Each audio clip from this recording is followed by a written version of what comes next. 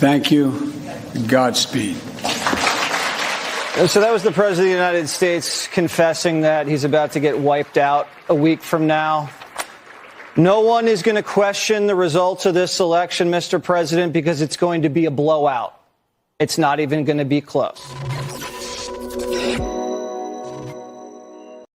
Today is Thursday, November 3rd, 2022, 5 days to save the Republic and Western civilization, and we are ready. We are banging on the shields, and we are good to go, baby. Biden gives dark speech demonizing MAGA Republicans. Elon Musk's Twitter shames the White House into deleting false tweet. Barack Obama screamed at to his face by Latino patriot who has to be dragged out of Obama's event. Very racist. And Kari Lake and Tudor Dixon joined the show. What a based show today on The Benny Show. My name is Benny Johnson. Let's go, baby. What happened over the last 24 hours is so legendary. The White House released fake news. They tweeted fake news. Here's the tweet. The White House said that they have actually increased the Social Security payments for Americans, when actually this was a law that ties Social Security payments to the cost of living and to inflation. This was a law signed in 1972 by Richard Nixon. So actually Richard Nixon technically increased Social Security payments, so the White House lied, and based God Elon Musk Twitter attached a fact check to the White House's tweet. Now, why are we starting our show with this? Well, because the White House is very angry. Everyone on the left is angry. Everyone on the left is enraged right now. The left currently runs, progressive left, the lunatic Marxists running our government, currently operate the House, the Senate, and the White House, and of course the regime and the administrative state. Why are they so angry? Have they seemed like happier people? No. The White House got shamed so bad that they actually had to take that tweet down. They removed the tweet. They deleted it because they got nuked by Elon Musk, Twitter, and fact-checked. Now, Karine Jean-Pierre also got fact-checked. This is a beauty, baby. Karine Jean-Pierre had a tweet up that said, hey, Governor Kemp stole the election. Stole the election in Georgia. Just a reminder, Kemp stole the election. Now, she also got nuked and fact-checked by Twitter. Ladies and gentlemen, this is image 4, Royce. There you go. Brian Kemp stole the gubernatorial election from Georgia to Stacey Abrams. Karine Jean-Pierre, the current voice of the president, sitting there and peddling fake news, election misinformation, and eroding our democracy. Look at that. Readers added context that this claim is false. Official results are that Kemp won. When will Karine Jean-Pierre delete this tweet? When will Karine Jean-Pierre be put on a tribunal for dangerous misinformation and for subverting our democracy? But of course they won't, right? The reason why is that the same standards do not apply to both sides. And why exactly is that? Well, it's because of the delusional God complex of the left. Now, we're going to get into Joe Biden's like an unwatched speech by Joe Biden yesterday inside of the slum of Union Station. But I thought that we should begin this show by explaining why Joe Biden gives these lunatic speeches about his place in American history and about demonizing MAGA Republicans as terrorists and not about the issues actually at hand. Like, what is actually happening here? Why does this person not live in reality with the rest of us? And I have been noticing something that is very troubling about who Joe Biden is listening to. Joe Biden has very little going on in that brainstem, but whatever little light is flickering that's still left there is being totally usurped by a number of absolutely delirious, lunatic historians, Michael Bellicos being one of them, who are in Joe Biden's ear and meeting with Joe Biden regularly, according to White House logs. These historians are filling Joe Biden's head with the idea that Joe Biden is Abraham Lincoln, that he is a modern-day Abraham Lincoln. Here's a photo of Joe Biden with Abraham Lincoln's book, hopping off a plane just the other day. Joe Biden is reading books about Lincoln, Joe Biden is under the delusion that he himself is the great uniter and that the right is the Confederacy. He has his brain filled with these kind of crazy ideas that has been a cancer sort of imparted into his skull by, again, these lunatic historians who are utterly unhinged. But these guys see this as their opportunity for greatness. This happens to old men, by the way. This happens to, the Targaryen king, right? In House of Dragons. You sit there and you become obsessed with old Valyria. Old men become obsessed with history, right? And their place in it. And this is happening with Joe Biden.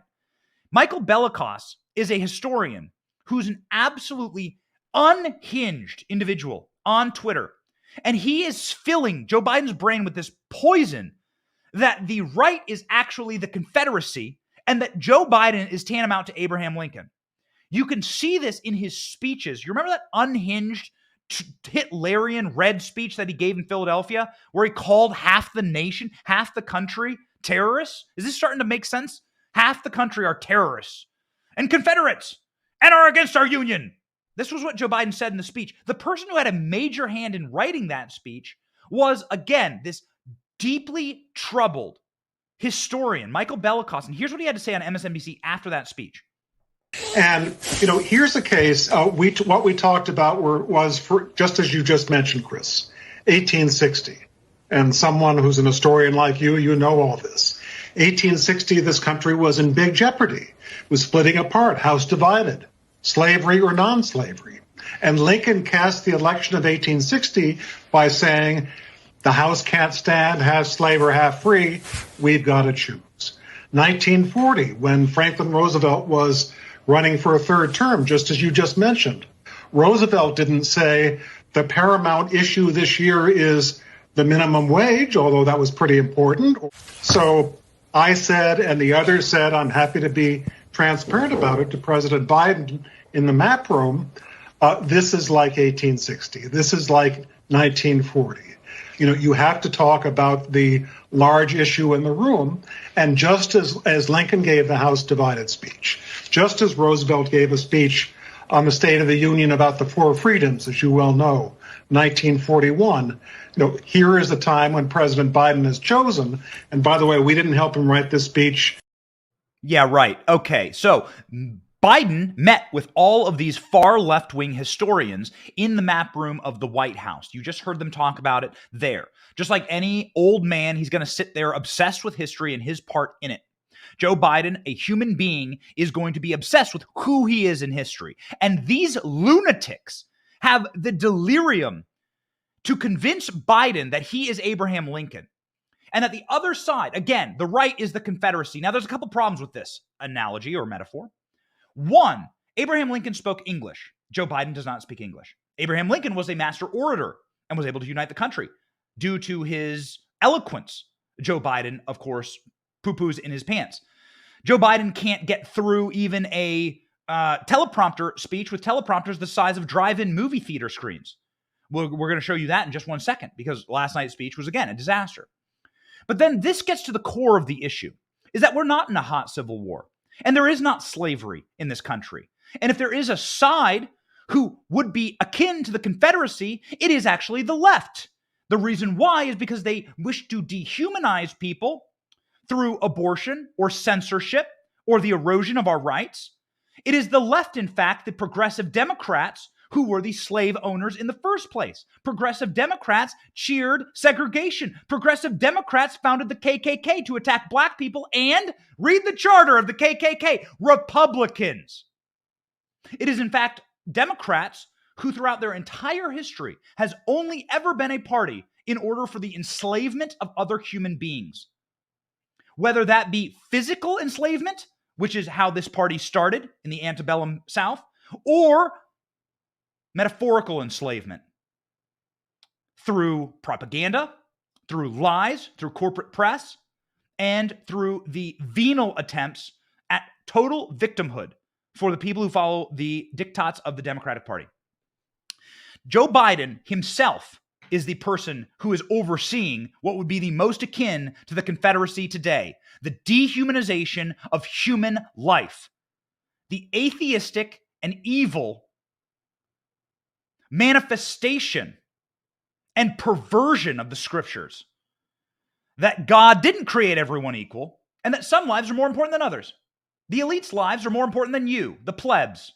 Notice how there's no people of the right screaming about Elon Musk charging $8 for Twitter verification. They love feudal lord systems where they are the lords and we are the serfs.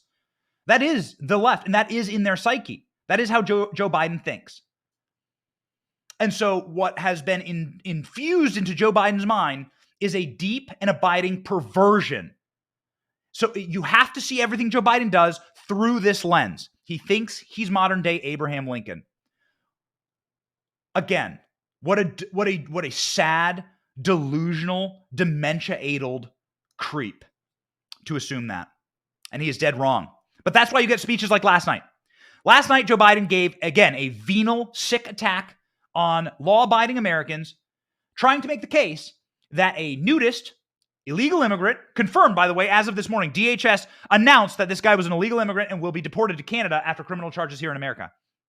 He's a Canadian citizen. This guy is an illegal criminal migrant who attacked Paul Pelosi. This man was a homeless man. He was addicted to psychedelic drugs.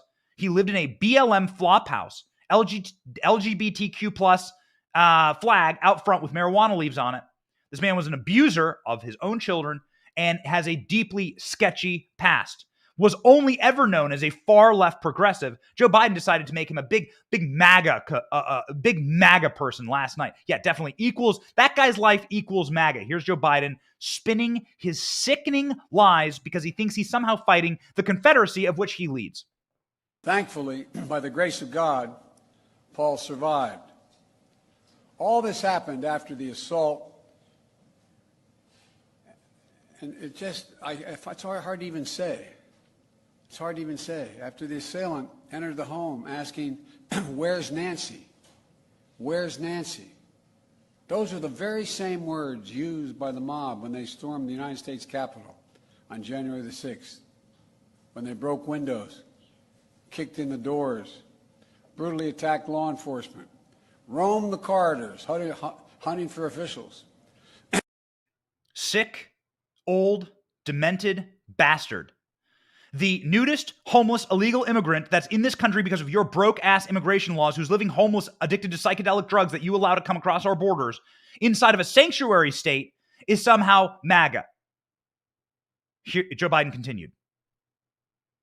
Yet now, extreme MAGA Republicans aim to question not only the legitimacy of past elections, but elections being held now and into the future. The extreme MAGA element of the Republican Party, which is a minority of that party, as I said earlier, but is its driving force. So we knew they were going to do this. He called the Pelosi attack January 6th, because this is all the Democrats have. This is, again, a desperation attempt at him thinking inside of his foggy, diseased brain that he is somehow Abraham Lincoln here.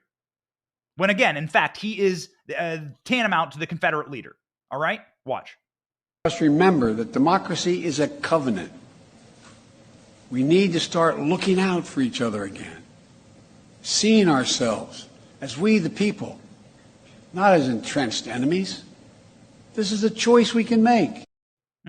Okay, interesting. Not as entrenched enemies. Hey, dude, you just gave a 90-minute speech in Philadelphia with a blood-red Hitlerian background flanked by the Marines, calling half the country of which you lead terrorists. Don't give me this. Tell you what, man, we are not entrenched enemies, says Joe Biden, as he sicks the feds on a past sitting president, as he sicks the feds on pro-life advocates sitting peacefully in their home, homeschooling their children. We are not enemies. The gaslighting is enough to poison an entire city here, man. The gaslighting has reached its zenith. Biden claimed that it was unlawful and un-American then to question elections. Watch. I stand here today.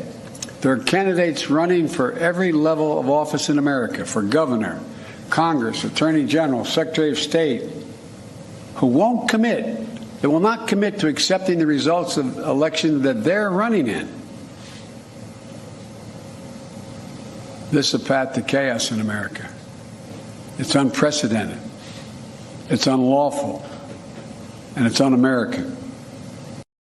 So this is the hedge. There you go. This is the hedge. Get ready. Joe Biden's saying, of course, that we need to solve our problems, not through violence, but inside of the battle box. We don't settle our differences in America with a riot, a mob, or a bullet, or a hammer. We settle them peaceably at the ballot box. We settle them at the battle box. Yes, okay. And then finally, Joe Biden with his delightful crescendo here that it will take many, many days to count the results of the election. Watch. And for the first time, this is the first time since the national election of 2020, once again, we're seeing record turnout all over the country. And that's good. We want Americans to vote. We want every American's voice to be heard. Now we have to move the process forward. We know that more and more ballots are cast in early voting or by mail in America. We know that many states don't start counting those ballots until after the polls close on November 8th.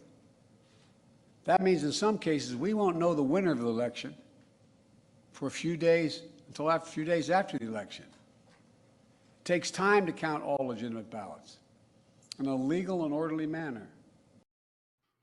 So this is very dark. This is called framing. This is ominous.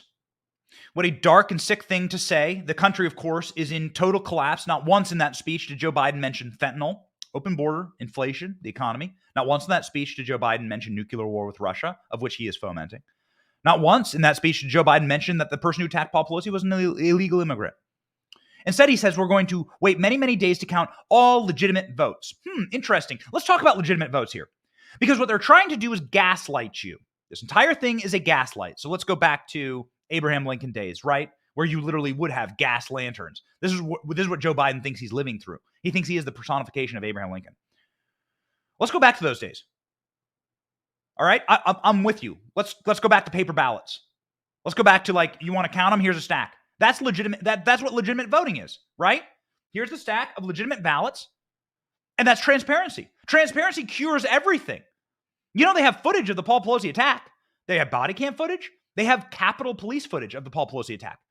They have the footage. Why don't you release it? Transparency literally evaporates any conspiracy theory or crazy notion that may form out there. But when you hide things and when you act like other things don't exist and treat people like idiots, then you start getting real skepticism. And skepticism is not ever wrong, as Glenn Greenwald said. Skepticism can never be wrong. And so count us not only as skeptics, but count us as news consumers and reality consumers as it pertains to fraudulence inside of the election. Let's begin. What are some election fraud cases that have been prosecuted just this year in recent history? Let's go. Article 1. Attorney General Paxton successfully prosecutes woman who pled guilty to 26 felony counts of voter fraud. Attorney General Paxton of Texas announced that his office latest election integrity prosecution in Victoria County. Monica Menendez of Port Lavaca in Texas pleaded guilty to 26 counts of voter fraud, including 3 counts of illegal voting, 8 counts of election fraud, 7 counts of assisting in voters to submit ballot by mail, election counts by unlawful persons of mail-in ballots. Menendez ran a vote harvesting operation on the beginning of a subsidized housing corporation in order to influence the outcome of a utility board election. After Menendez entered a guilty plea on all 26 counts of confirmed in court, proven beyond a reasonable doubt, she was sentenced to 5 years. Next story. Ron DeSantis announces 20 arrests tied to voter fraud charges. This from Politico. The last was an official release from a government entity in the state of Texas. This from Politico. Ron DeSantis has announced that the state has arrested 20 ex-felons, mostly in South Florida, of voter fraud ties in the 2020 election. The first round of which he promises will be a wave of voter fraud arrests. They face third-degree felony charges. Ron DeSantis has opened up a law and order office called the Voter Integrity Office inside and under the Attorney General in the state of Florida in order to look into voter fraud. They have made multiple arrests. One of them in South Florida, man charged with voter fraud. This is from what? What publication? I want to list the publications. What publication is this? Scroll up, the Sun Sentinel. Okay, got it. Sun Sentinel, a Florida local newspaper. In Broward County, a resident, Alfred Nelson, has been arrested in Florida's election crime unit, faces felony voter fraud charges after registering to vote as a Democrat with a fake birth certificate and voting in multiple elections despite not being a United States citizen. Let's continue. In Arizona, records show coordinated Arizona ballot collection scheme. This, according to the Associated Press. In Arizona, a woman indicted in 2020 on accusations of collecting ballots apparently ran a sophisticated operation using a status as a well-known Democrat operative in the border city of San Luis to persuade voters to let her gather and fill out their ballots. This, according to the Associated Press. Guillermina Fuentes, she is 66 years old, and a second woman, not mentioned here in the story, were indicted in December of 2020 on count of ballot abuse, practice commonly known as ballot harvesting. This was made illegal under a 2016 state law. They did it anyway. Additional charges of conspiracy, forgery, and ballot abuse were added in October. So Joe Biden is sitting there looking out at the country, seeing half the country as Confederates, and saying, what can I possibly do to not lose an election to the Confederacy? That is the way that he sees it. You must think like them inside of these diseased and broken brains. You must assume that that is how they view the country, and that is the real poison. The real poison here is that they do not view this as an ideological battle. They view this literally as the Confederacy versus the Union. That will help you understand Joe Biden's Hitlerian speeches and help you understand why Joe Biden didn't talk about inflation, didn't do what any other rational human being would do. Any rational president would mention his accomplishments and make his closing argument for how the country's better. Nope. Last night, spent on a war footing against his own people, Joe Biden. And they have been on a war footing for a very long time. Do you know that questioning elections used to be a platform party plank inside of the Democrat Party and remains so to this day? So literally 7 days ago, the person who ran for president the cycle before Joe Biden was talking about stealing elections. She was just talking about stealing the next election. Watch. I know we're all focused on the 2022 midterm elections, and they are incredibly important. But we also have to look ahead, because you know what? Our opponents certainly are. Right-wing extremists already have a plan to literally steal the next presidential election. And they're not making a secret of it. The right-wing controlled Supreme Court may be poised to rule on giving state legislatures, yes, you heard me that correctly, state legislatures. Okay, yeah, enough of that. We should always play the cringe alert. We should always play the cringe alert before Hillary Clinton.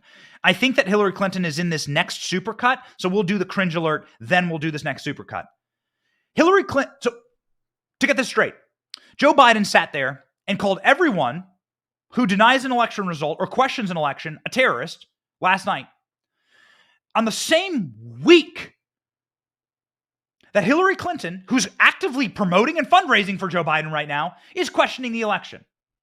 In case you're wondering how snapped and broken the brains are, how delusional and lunatic these people are.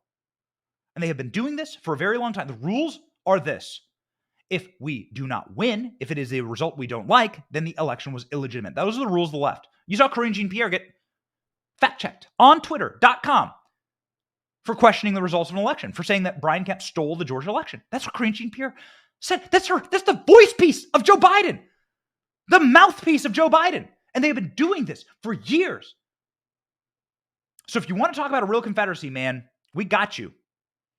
Here's the cringe alert, and now watch Democrats cope and seethe. You can run the best campaign. You can even become the nominee. And you can have the election stolen from you. It's an interference, though. That's what real I'm thing. scared about in 2020. But rightly. Because I think he's an illegitimate president that didn't really win. So how do you fight against that in 2020? You are absolutely right. He's an illegitimate president in my mind. Would you be my vice presidential candidate?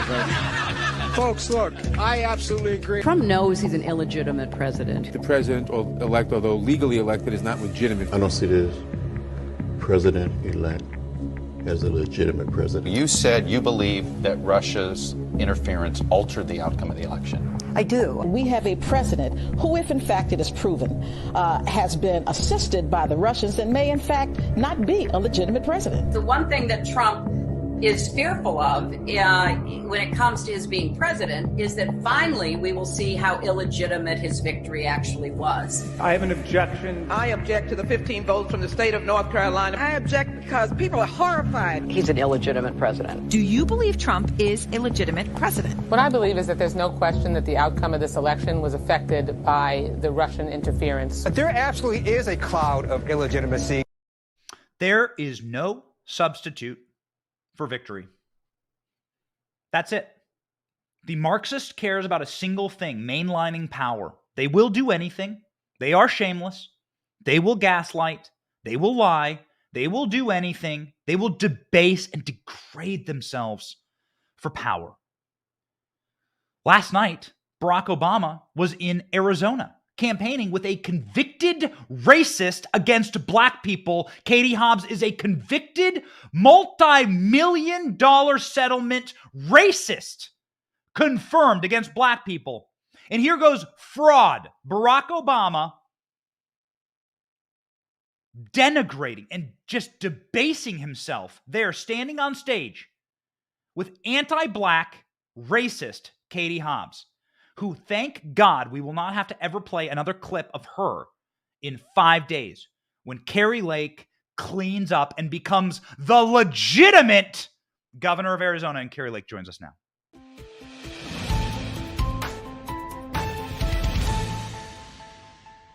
A hot, good segment. I am riled up and ready to go, and we're going to hit the gas even harder the next 5 days. By the way, somebody needs to get Hillary a Constitution, Article 1, Section 4. It is the state legislature that writes the election laws. Somebody needs to remind her of that. Somebody needs to remind Barack Obama of Katie Hobbs's racism. I guess we have to start with that. We weren't planning on it, but then we saw this video, and if I may, I'd like to play a video for you, Kari, of last night. Barack Obama got shouted down by a Latino who was in the audience saying, "Why are you supporting a racist?" I'd love to get your reaction. Okay. An economy that's very good for folks at the very top, but not always so good for ordinary people. Like you, Obama. Why do you communities where too many kids are you going to start? Are you going to start yelling? You know, you have to be polite and civil when people are talking. Then other people are talking, and then you get a chance to talk. Set up your own rally. A lot of people worked hard for this. Come on, man. Katie Hobbs discriminates against black people. Katie Hobbs discriminates against black people. Katie Hobbs discriminates against black people. Interesting allegation there, gosh. Kari. Katie Hobbs discriminates against black people. That's what Barack Obama was notified of yesterday. Is there truth to this? Perhaps you could illuminate us. Absolutely. She's a twice convicted racist. She's a self-admitted racist. When a woman in her office, a single mom, a black woman who was a single mom, found out that she was making $30,000 less per year than the men in the office doing the exact same job, and she alerted Katie Hobbs, and Katie Hobbs, rather than saying, "Oh my goodness, we've got to fix this right away. What happened? Let's remedy it." No, Katie Hobbs fired her. And this woman sued, won 2 separate jury awards, and the juries unanimously found Katie Hobbs guilty of racism and sexism. And we, the people of Arizona, are paying nearly $3 million in a settlement fee to this former state employee. Now, listen, unanimous jury decisions here, 2 separate juries. This is not some, well, maybe it was a little, no. She is a racist. She then came out on video, admitted she was a racist, and Barack Obama stood on stage and stumped for her. It's really quite shocking and despicable. And he had the gall to attack me on stage. First of all, nobody's paying attention to him anymore. His star power is gone because the curtain's been pulled away, and we realized that he really was never in it for we the people. None of them were. And we the people have a movement here in Arizona, and it's spreading across the country, and they cannot stop and slow this movement. We are going to show up in 5 days at the polls, and they're not going to know what hit them, because we're going to have a huge red tidal wave in Arizona. What would be your retort to Barack Obama standing on stage with a convicted racist, of which some of your tax dollars went to pay for her racism? What would be your retort if you were in an elevator, let's say, and Obama walked in and you got a chance to tell him what you thought? What would you say? Oh, boy, I'd have so many things to say to him. I think I would tell him that it verifies. I was so disappointed in him when he didn't work to bring us together. He had a real opportunity as a president, and I'm just disappointed as an American. Being the first Black president, he didn't do more to bring us together. He actually divided us even further. And then it doesn't really surprise me that he would come to town and stump for a racist after that, after the way he led. I'm just disappointed with him. He's old news, and I don't think that he is drawing the crowds he used to draw. I think a lot of people who voted for him woke up to the fact that he's really a fraud. And I don't care what he says about Katie Hobbs. We know he's just in it to protect his legacy, which is pretty despicable. I mean, remember the Fast and Furious case that really went down here in Arizona, resulting in the death of 2 Border Patrol agents? You know, his legacy is not good, and he's trying to have a little bit more influence, and I think he knows he's losing his influence. We draw bigger crowds than what he drew last night. I've seen the room filled with thousands. I've seen the stadiums packed, and it is truly a movement that you have going on in Arizona. One final question on Barack Obama. He did not accept criminal migrants at his Martha's Vineyard estate. He does have 30 acres. That's far more than I have, far more than you have. But the state of Arizona accepts hundreds of thousands, maybe millions of criminal migrants due to Barack Obama's policies. Yet Obama couldn't open up his gates at his large mansion, private island mansion, for those migrants. Perhaps the people of Arizona are seeing that fraudulence. Yeah, it's just the hypocrisy of the left. I mean, the definition of hypocrisy, you can see it in the left today. He's all for open borders. He doesn't want us to have a secure border, yet he lives behind a wall. He doesn't want us building President Trump's wall. He lives behind a wall. He doesn't want us having safe streets. He's got private security and Secret Service. He doesn't want us having our kids able to go to whatever school fits their needs and funding the student, yet his kids can go to the finest schools, whatever school they want. It's hypocrisy. The people are onto it, and they're awake. And they are going to vote for America First candidates up and down that ballot. We're lucky here in Arizona, Benny, that we have a slate full of America First, Arizona First candidates.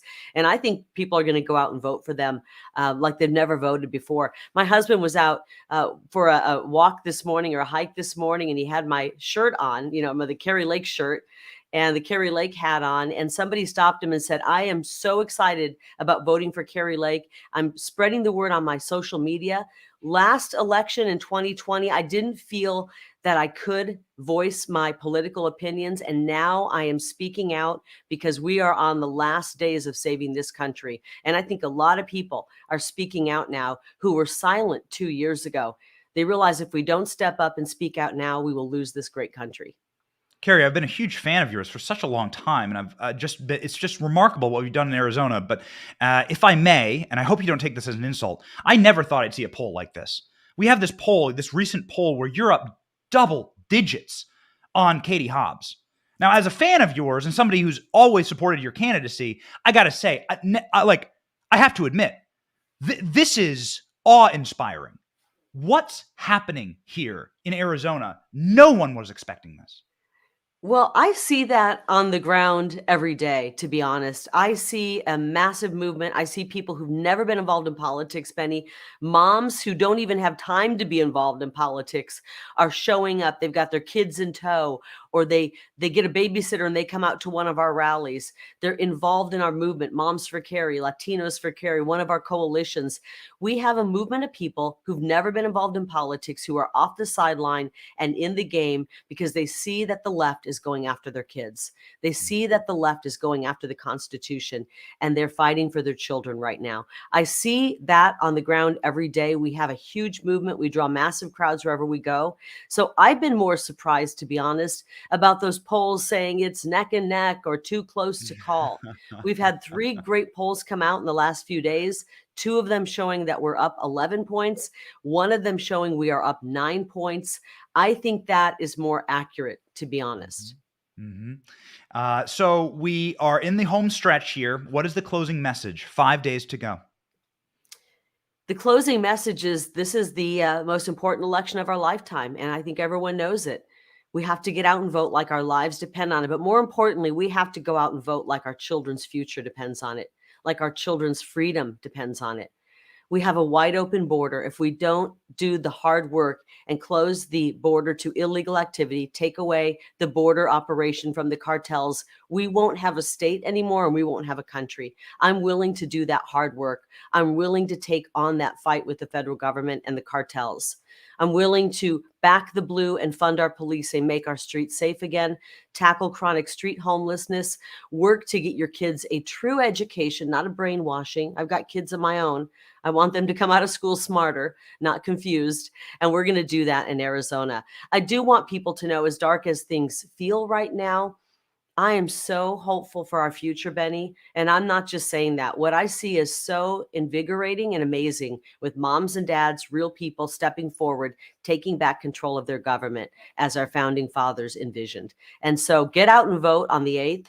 Take 2 or 3 or 4 or 10 friends. Call all your friends the morning of the 8th. Find out if they voted. And if they haven't, offer to pick them up and take them to the polling place. Or you can vote early at one of our early voting centers between now and Friday. We have to get out and vote. Overwhelm the system. Mm-hmm. Standing up for what's right is, of course, the thing that I think drew people magnetically to your campaign. People forget that you had a very tough primary, that you hadn't held political office before, and that you shot to recognition by standing up for people. Like in this final clip, I hope that we have time to play you one final clip. It is the most watched campaign clip on Facebook right now. It was drawn to our attention because we monitor this stuff very closely. And suddenly you shot past Beto O'Rourke on Facebook as the most watched clip in America by orders of magnitude. And we said, wow, if we have one spare minute, which we do in our interview, we must play this clip. Please, ladies and gentlemen, enjoy the reason why Kari Lake shoots like a Elon Musk rocket ship. I saw last night, Fox 10 News, my old employer, wow. They actually did more to protect the criminal in this case. They blurred his face. They protected Katie Hobbs because they're carrying her water. And they defamed me. They put defamatory statements, lies about me. And the reason they did that is because this was the real news yesterday that none of you wanted to cover. We're 11 points up. You're in a frenzied panic because your chosen candidate is not winning. You didn't want to cover this, so you had to run with a completely garbage story. Shame on each and every one of you. Shame on you. I'm sorry. I was upset. I should not have used that word. To the children out there, I'm putting $1 in the curse word jar right now. Just unpack that and then give us an optimistic message going forward. Well, that was the story of the illegal immigrant who broke into her office. He's a career, I guess, criminal. He's had many, many instances and run-ins with police. And she tried to blame that on me, accusing me of a Watergate-style break-in. And the media didn't even bother to, I mean, on its face, it was the most ridiculous thing ever. They didn't bother to do their work. It was a journalistic malpractice. They ran with the story. It went around the world a few times. And I called them out for that because they took defamatory statements that the Democrat Party put out about me and they ran with it as if it were the most true story ever, did zero digging like a journalist should do. So I called them out and told them how they should be journalists and what they're supposed to do. And the real story was they didn't want to cover the polling that showed us up by double digits. They were in a panic. We've got to cover anything except that. And they just waited there for the Democrat Party to spoon feed them a bogus story, and they ran with it. And I love calling the media out. I hope, Benny, at the end of the day, and I think I'm already starting to crack into them a little bit, I can wake them up and teach them how to be journalists again and stop with the propaganda and stop with the lies. We did find out this week that one organization studied all of the various mainstream media and how they're covering the left and the right. And they said 87% of the stories that are written in mainstream media about Republican candidates are negative. But there was one candidate who they found 100% of the stories written about were negative, and that was me. So we're not getting a fair shake in the media. They're coming after us with attack ads, but the people are so wide awake. The media has lost its power that people aren't listening to it anymore. And that is the great message I want to leave you with. We're not listening to the media. We're listening to our heart, our soul, and God. And we just know who's in it for the right reason and who's in it for political reasons. And that's why we're doing so well. We're going to win this, and we're going to do great things for Arizona. And I'm so looking forward to really getting to work for the people of Arizona. And I'm going to work even harder than I have on the campaign trail. And I don't think there's many candidates working harder than we have. We've got 520 days on the campaign trail, and we're looking forward to the next 8 years representing the great people of Arizona and making this state the greatest in the country. If you are in Arizona, get out and vote for Kari Lake, someone who has truly broken the matrix. It's remarkable. The only reason that they haven't published anything nice about you is because they know how big of a threat you are. And Godspeed, Kari. You are just absolutely showing us the way. My favorite headline was "The most dangerous politician in America," and it had my picture. And I'm thinking, I'm just a mama bear who's fed up, and I decided to throw my hat in the ring and run for office like our founding fathers envisioned, real people stepping forward. Yeah. It's okay. We're just laughing all the way to Election Day, and we're going to do great things for Arizona and restore our government to we the people. Most dangerous politician in America. That's how you know. That's how you know you're doing it. What a compliment. It is a compliment. I'm wearing it as a badge of honor. What a compliment. These people are such frauds. They're not real. Truly. They're not real. Wow. Truly. The emperor has no clothes, right? No clothes. We will see you on election night. We're heading to Phoenix. So thank you. See you Looking there. forward to it. Bye, Benny. Bye. Godspeed.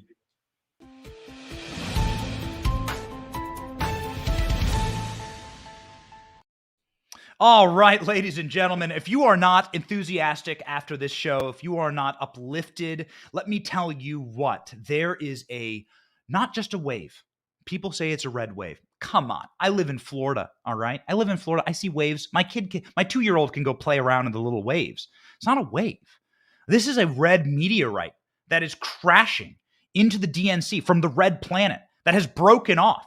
And that like a red tsunami from 28 days later. This is the kind of red that is happening, and it's happening in the Great White North as well. So we go from Florida to Arizona to a spectacular state, a wonderful state, a state that has so much going for it and so many patriots living in it. The state of Michigan that has been run by a cabal of just cretinous tyrants. They locked up their kids. I was there. We did a event there in Michigan at the state capitol where we talked to people about these COVID restrictions. I saw the just desolation there at the Capitol. The businesses closed. I saw it with my own eyes. The person at the hotel, like one guy at the haunted hotel that I was staying at that was checking me in, that was shaking. I was like the first person he'd seen in months, weeks, years.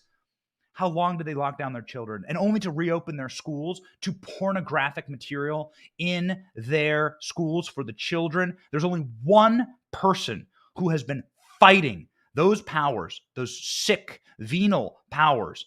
They think that they own your children. They think that they own your lives, that you have no bodily autonomy, and we must stand up to them. The person who is doing it is Tudor Dixon. She is running for governor in the state of Michigan, and she joins us now.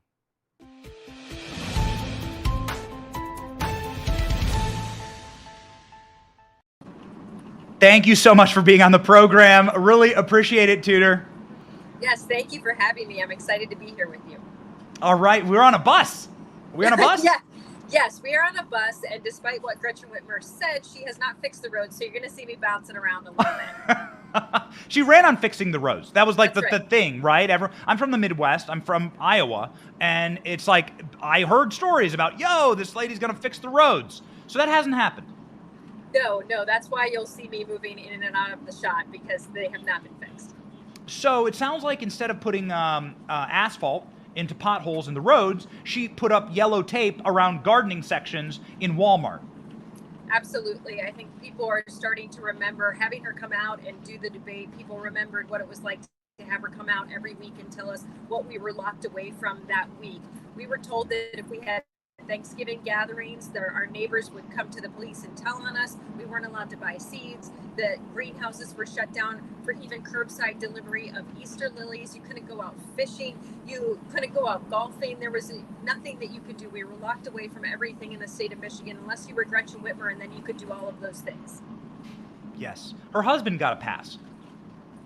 Right, exactly. Well, she told us we couldn't go to Florida. Florida was this dangerous place run by a madman, and then where did she go? She ran off to Florida. So rules for thee, but not for me. They're such frauds, and you did such a spectacular job calling her out to her face during the debate. Do you think she was scared to debate you? I don't think she was at first. I think that she thought this was going to be pretty easy. I think she tried to prepare more for the second time around, and that's when she thought it would be a slick remark to come out and tell people your kids were only locked out of school for 3 months, which made people across the state really angry because our kids were locked out of school for so long. We even had Ann Arbor, Detroit, Flint locked out of school still January of 2022.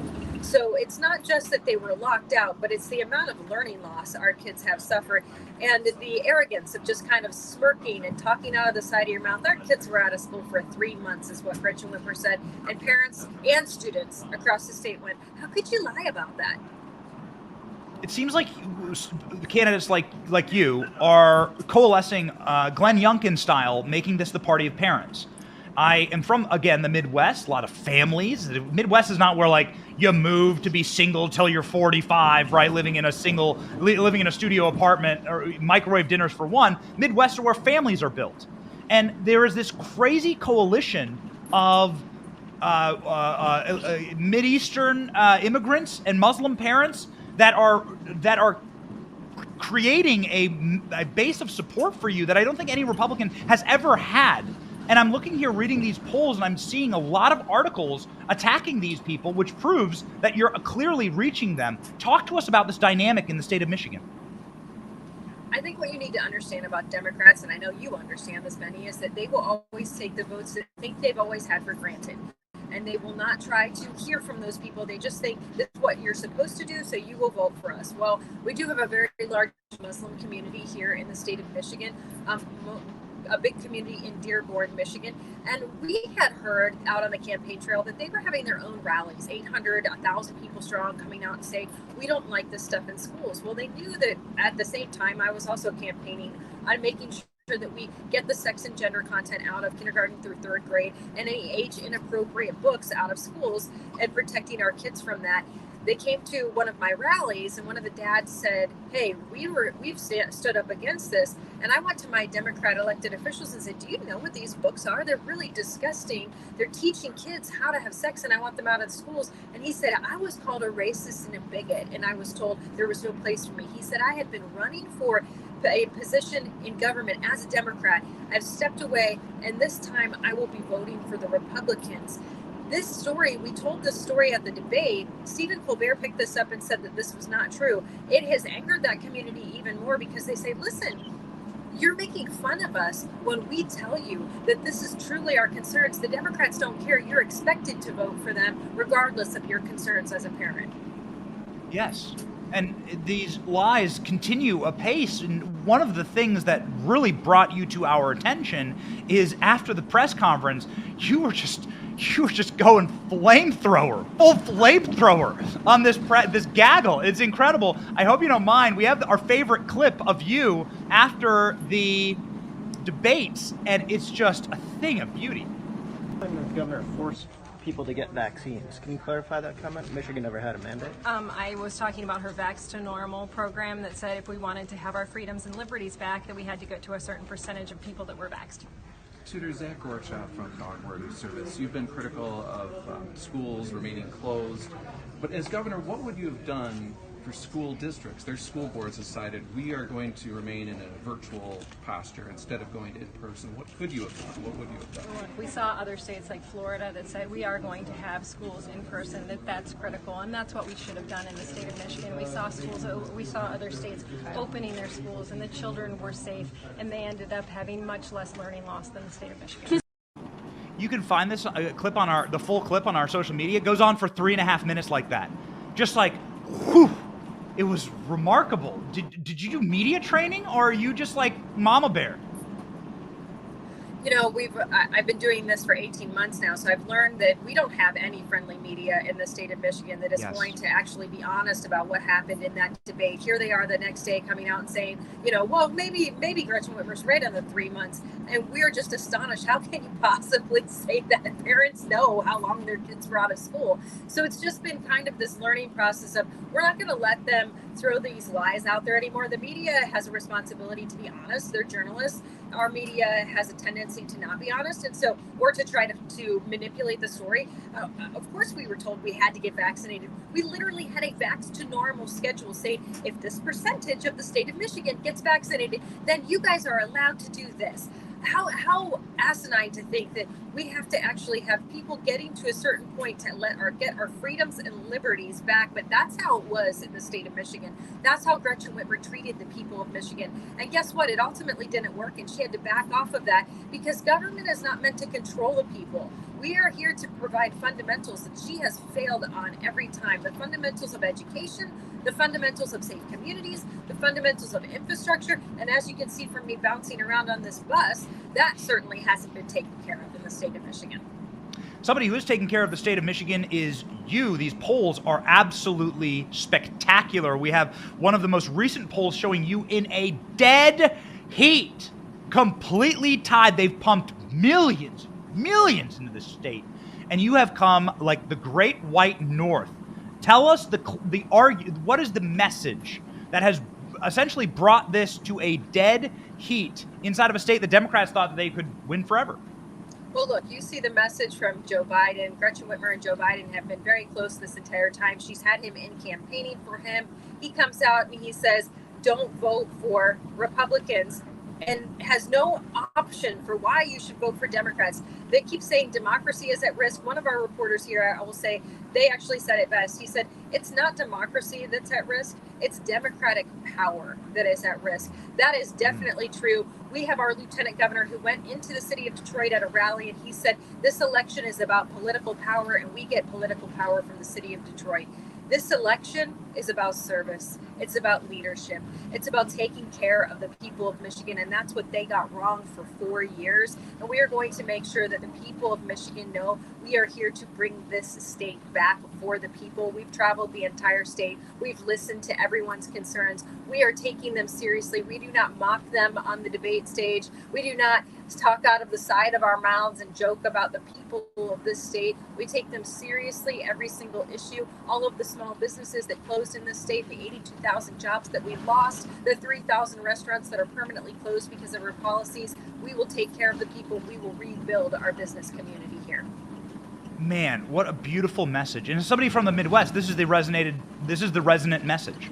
People are very common sense in the Midwest. We have cold winters, we have hot summers, and we like things being given to us straight.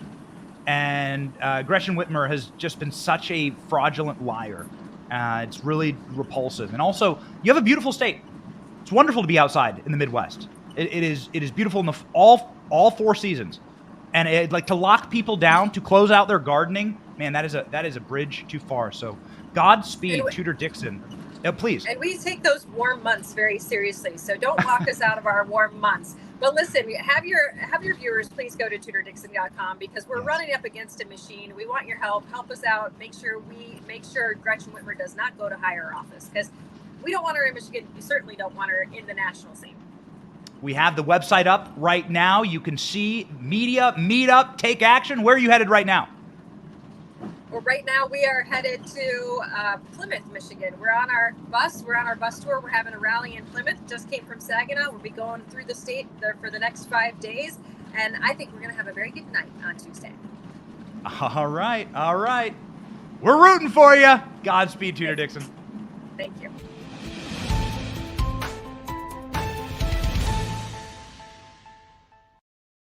Whew, how much fun is that going back to back with 2 based ladies who are going to become governors in Arizona and Michigan, respectively.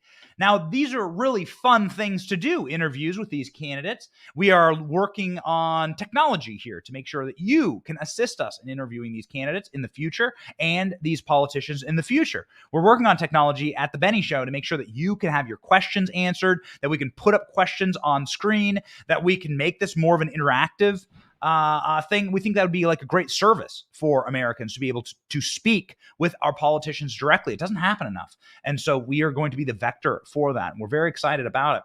Somebody who's not going to be able to ask a lot of questions is Joe Biden note card picker upper Jake Tapper, who has been fired from his primetime slot at CNN and will be moved back to the doldrums of his 4 p.m. slot. This is, of course, a demotion in the cable news industry.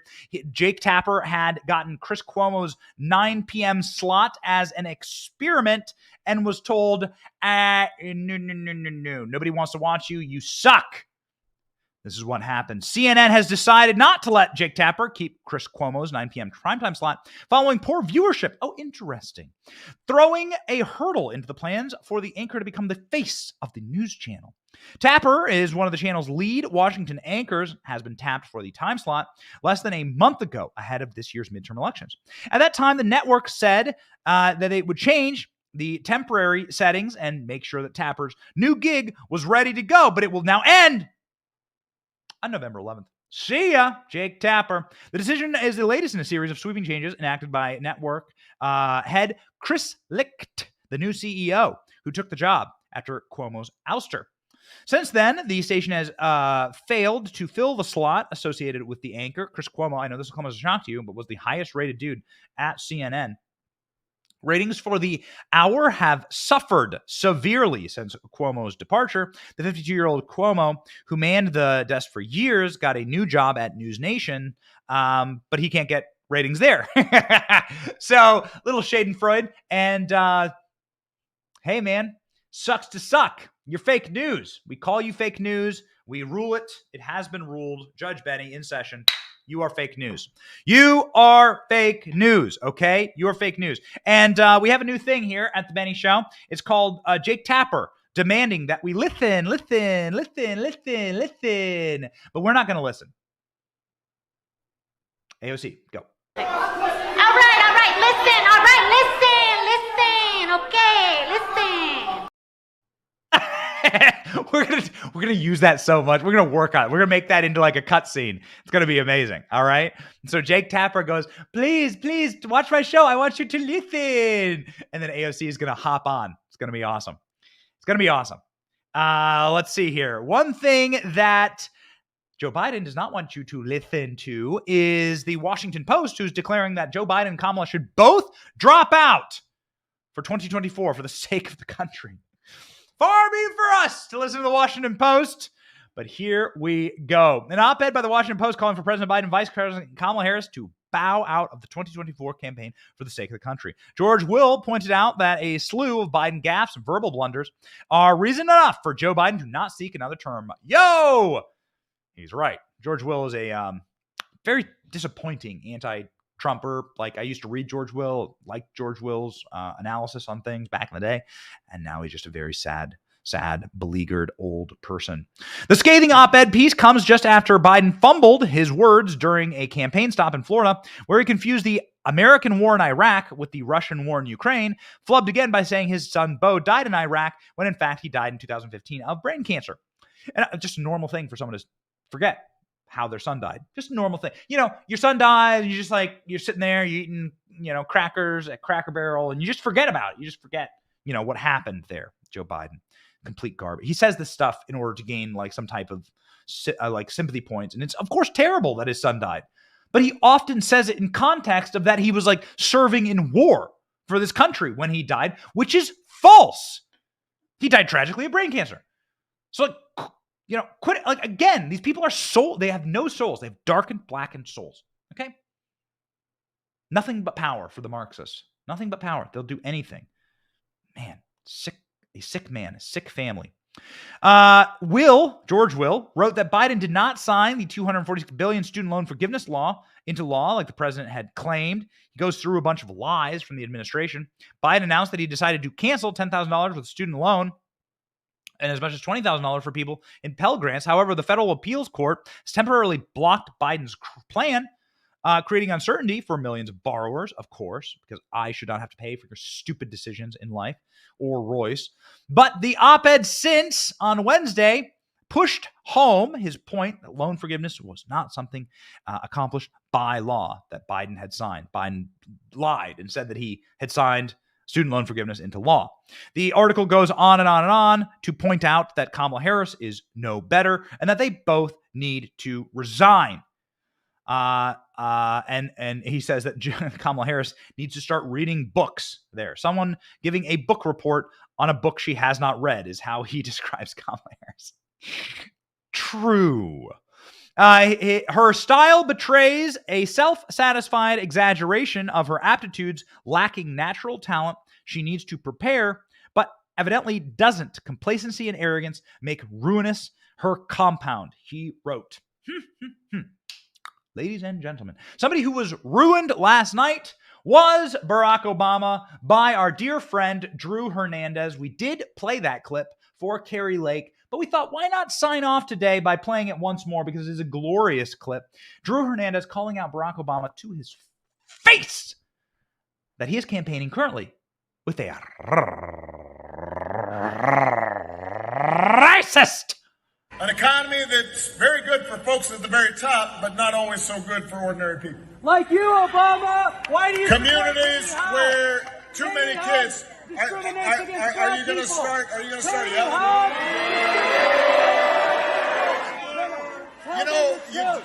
You have to be polite and civil when people are talking.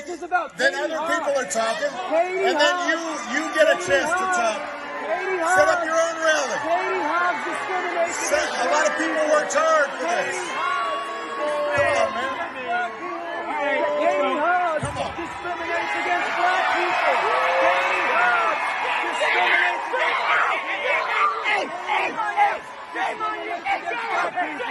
Katie Hobbs discriminates against black people. Katie Hobbs discriminates against black people.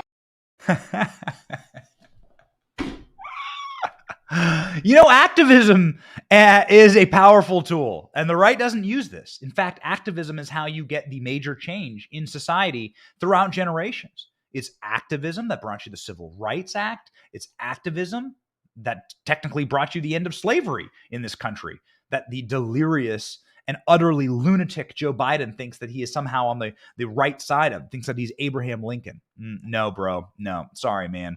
You're a little more in line with Jefferson Davis, actually, if you look at the history of your party and what you're currently doing right now. No bodily autonomy, no freedom, censorship of speech, and then pure demonization of the other side, along with the inhuman slaughter of people because they are Well, they're just inconvenient for you. Yeah, that makes you a real sick bastard, dude, and that makes you far more in line with the Confederacy now, the modern day Confederacy, than with the side of the angels and the side of the people who wanted equality for all men, which is actually what we want in this show.